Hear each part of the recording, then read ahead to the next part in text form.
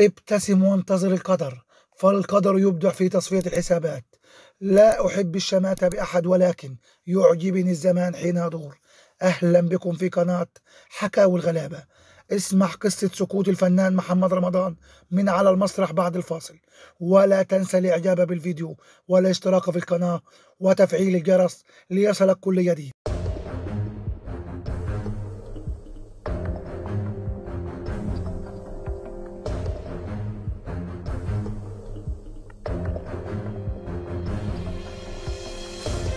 بدأت القصة عندما شارك الفنان محمد رمضان جمهوره بمنشور عبر صفحاته الخاصة على مواقع التواصل الاجتماعي منذ 4 أيام تقريبا.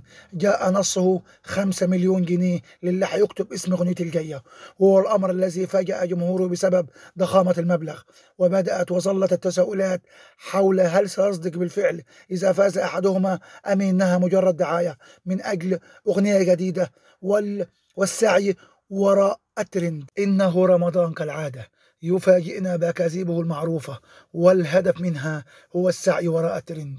ولكن هيهات هيهات، كذب بالفعل وضحك على جمهوره عندما جاوب أحد متابعينه وكتب في تعليق اسم الأغنية الجديدة، ولكن لم يأخذ حقه كما وعد رمضان عبر صفحته. يظل الرجل يكذب يكذب يكذب حتى يكتب عند الله كذابا. سقط رمضان من على المسرح، سقط نمبر 1، سقط مجنون الشهرة، سقط وهو يغني أغنيته الأخيرة ابن البلد.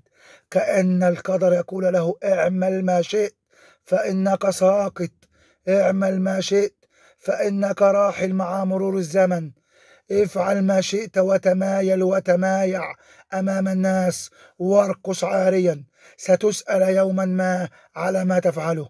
أنت وحدك من تكتب نهايتك بيدك، أنت وحدك من سيسأل عنها. انظر إلى زملائك من قبلك كيف رحلوا، وهل حقا أخذ أحدا منهم شيئا معه عندما رحل؟ إنها الدنيا يا رمضان فانية وفاني كل ما فيها إلا عملك.